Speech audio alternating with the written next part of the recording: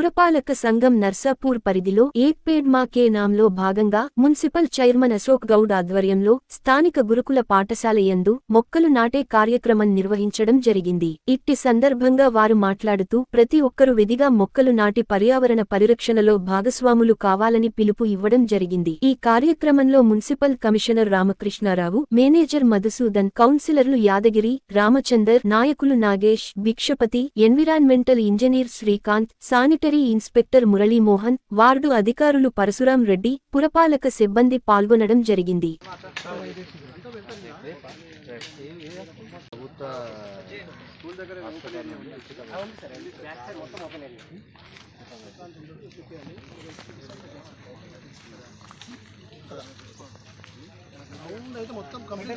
Already gate దాకా అయిపోయింది.